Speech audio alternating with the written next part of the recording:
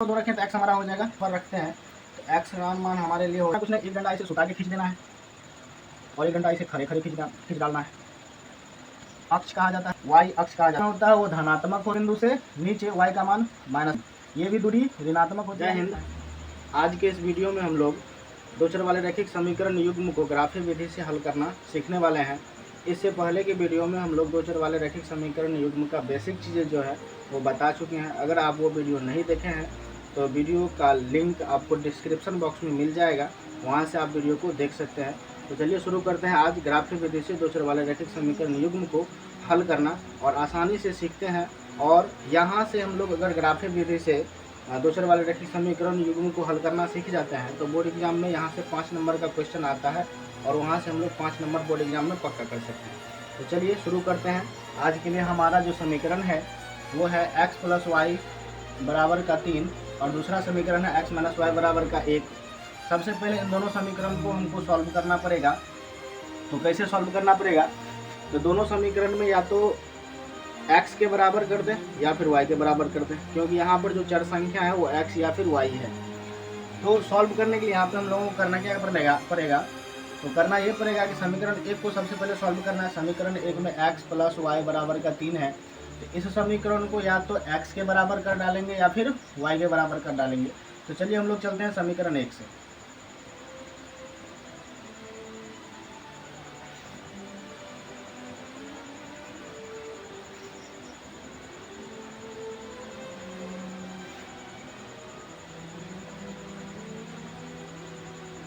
समीकरण 1 से करना क्या है, x प्लस का y बराबर का 3, ये है समीकरण 1। या तो इस समीकरण को हम x के बराबर कर सकते हैं या फिर y के बराबर कर सकते हैं। तो यहाँ पर इस समीकरण को हम बराबर करने वाले हैं x के। तो यहाँ पे लिखेंगे x बराबर देंगे, 3 उधर है बराबर के दाएं तरफ, ज्यों का त्यों वैसे लिखा जाएगा। x बराबर के बाएं तरफ है, y बराबर के दाएं तरफ है, इसको बराबर के बाएं तरफ है, उल्टा पुल्टा हो रहा है।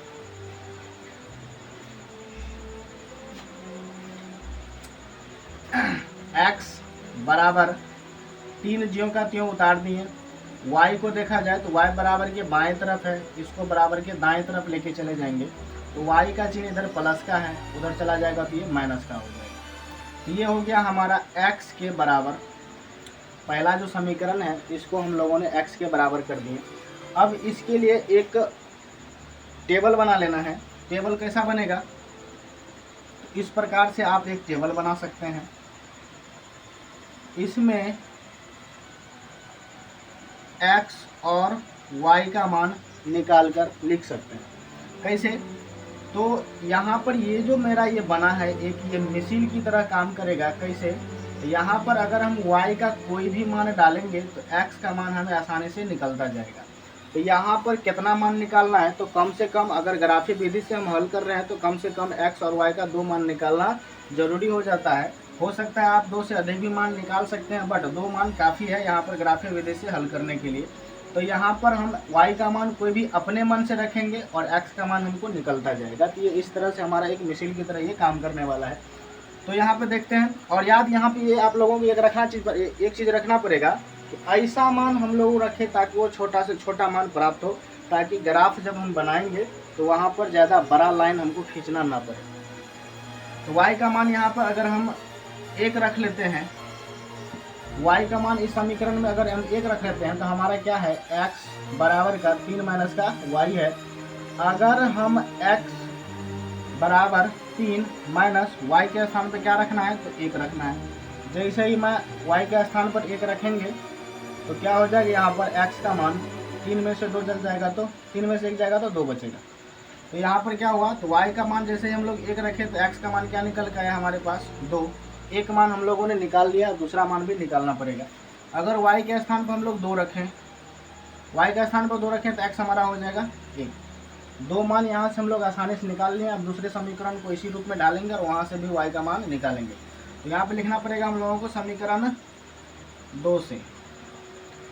समीकरण 2 हमारा है x माइनस का y बराबर का 1। ये है हमारा समीकरण 2। यहाँ पर भी समीकरण को या तो हम x के बराबर कर सकते हैं या फिर y के बराबर कर सकते हैं। तो यहाँ पर भी हम इस समीकरण को x के बराबर कर लेते हैं, तो हमारा समीकरण हो जाएगा x बराबर का इधर 1 है, इधर माइनस का y उधर जाएगा तो हो जाएगा प्लस का y। यहाँ पर भी मेरा एक यहाँ पे मिसिल बन के तैयार हो गया। इसके लिए हम लोगों को एक टेबल यहाँ पर बना लेना है। यहाँ पर भी हमको x और y का दो मान निकालना है। यहाँ पर हम लोग y का मान रखेंगे, x का मान अपने आप से निकलते जाएगा। तो y का मान अगर हम 1 यहाँ पर रखते हैं तो x का मान हमारे लिए हो जाएगा 2। अगर y का मान हम 0 रखते हैं तो y का मान हमारे लिए हो जाएगा 1। क्यों? क्योंकि अगर y के स्थान पर 0 रखें तो 1 और 0 1 हो जाएगा, तो x का मान हमारा 1 हो गया। अब यहाँ पर दोनों समीकरण का हम लोगों ने टेबल बना के रेडी कर लिया। अब बारी आती है तो कार्तीय तल बनाने की, जहाँ पर हम लोग ग्राफ खींच सकते हैं। तो इतना काम करने के बाद हम लोगों को करना कुछ नहीं, एक डंडा ऐसे सुता के खींच देना है और एक डंडा ऐसे खड़े खड़े खींच डालना है। यहाँ पर ये जो सोया हुआ डंडा है इसको x अक्ष कहा जाता है और ये खड़े डंडा को y अक्ष कहा जाता है। यहाँ तक सही है? खड़ा डंडा को y अक्ष कहा जाता है और सोया हुआ डंडा को x अक्ष का सोया हुआ डंडा को x अक्ष कहा जाता है, जबकि खड़ा हुआ डंडा को y अक्ष कहा जाता है। तो ध्यान देने योग्य बात यह है कि x डंडा पर हमारा x का मान लिखाता है और y डंडा पर हमारा y का मान लिखाता है। अब ध्यान यहाँ पर देना पड़ेगा कि x और y के जो ये बिंदु है, कटान बिंदु, इसको मूल बिंदु कहा जाता है। क्या कहा जाता है? मूल बिंदु। मूल बिंदु का निर्देशांक 0,0 होता है, इसे O से दिखाते हैं हम लोग। इस मूल बिंदु से इधर दाईं तरफ की जो भी दूरियां होती है या दाईं तरफ की जो भी x का मान होता है, मूल बिंदु से दायां तरफ का जो भी x का मान होता है वो धनात्मक होता है और मूल बिंदु से बाईं तरफ का जितना भी x का मान होता है वो ऋणात्मक होता है। मतलब एक पॉजिटिव होता है, एक नेगेटिव होता है। उसके बाद अगर y डंडा का बात कर लिया जाए तो y डंडा से ऊपर, मतलब मूल बिंदु से ऊपर का मान, मूल बिंदु से ऊपर y डंडा का मान प्लस का होता है और मूल बिंदु से नीचे y का मान माइनस का होता है। इतना आप लोगों को याद रखना पड़ेगा। तो ये हमारा हो गया कि जब भी मूल बिंदु से दाईं ओर x डंडा को x का मान रखेंगे वो प्लस में लिखाएगा और मूल बिंदु से बाईं ओर जो हमारा x का मान होगा वो माइनस में लिखाएगा। मूल बिंदु से ऊपर y का मान प्लस में लिखाएगा और मूल बिंदु से नीचे y का मान माइनस में लिखाएगा। तो यहाँ से करना क्या है कि मूल बिंदु से इधर जितना दूरी पर एक बिंदु ले लेते हैं उतना ही दूरी पर हम दूसरा बिंदु ले सकते हैं, उतना ही दूरी पर हम लोग तीसरा बिंदु लिख सकते हैं। यहाँ पर हमारा ये x का मान पुट होने वाला है। तो ध्यान देने योग्य बात यहाँ पर यह है कि x का मान दोनों टेबल में देखना है कि अधिकतम गया कितना तक। तो x का मान यहाँ पर अधिकतम 2 गया है, यहाँ पर भी x का मान अधिकतम 2 गया है। सिर्फ 2 बिंदु ले लेंगे, हमारा काम हो जाएगा यहाँ से। तो ये हमारे लिए हो गया प्लस का 1, ये हमारे लिए हो गया प्लस का 2, हमारे लिए प्लस का 3 ले सकते हैं। लेना है तो ले सकते हैं, नहीं लेना है तो कोई बात नहीं, छोड़ भी सकते हैं आप लोग। इधर भी हम लोग 3 लिए, इधर भी 3 लेंगे बराबर दूरी पर। मूल बिंदु से इस बिंदु के बीच की दूरी जितना है उतना ही दूरी इधर भी हम लोग लेंगे बराबर दूरी 1। यहाँ पर ये हो जाएगा हमारा 2, यहाँ पर ये हो जाएगा हमारा 3। लेकिन ये मूल बिंदु से बाईं ओर की दूरी है, इसलिए ये माइनस में हो जाएगा। बराबर इधर भी देख लेते हैं हम लोग, 1, इधर का ये हो जाएगा हमारा 2, इधर का हो जाएगा ये 3। ये भी दूरी ऋणात्मक होती है, यानी कि माइनस में इसको लिख सकते हैं। आगे ऊपर 1, 2 और 3 ये हमारा धनात्मक होता है, प्लस में होता है। अब इसको इस ग्राफ पर दर्शाना है। क्या चीज़? तो पहला चीज़ यहाँ पर देखना है ये कि x का मान प्लस में 2 चाहिए और y का मान प्लस में 1 चाहिए। अब खोजना है x का मान मूल बिंदु से दाईं तरफ होता है और y का मान प्लस में है तो मूल बिंदु से ऊपर होगा। तो देखना है कि x डंडा पर 2 और y डंडा पर हमको चाहिए 1, वो भी प्लस का। तो प्लस का 1 प्राप्त करने के लिए y डंडा पर ऊपर की ओर जाना पड़ेगा। तो यहाँ से हम लोग जाएंगे ऊपर, कहाँ तक? तो जहाँ तक बोला है वहाँ तक, 1 तक। तो 1 के सामने आ गए, यहाँ से इधर एक लाइन खींच डालेंगे हम लोग। यहाँ पर ये हमारा बिंदु हुआ जिसका निर्देशांक क्या हो गया? तो 2,1, ये रहा मेरा एक बिंदु।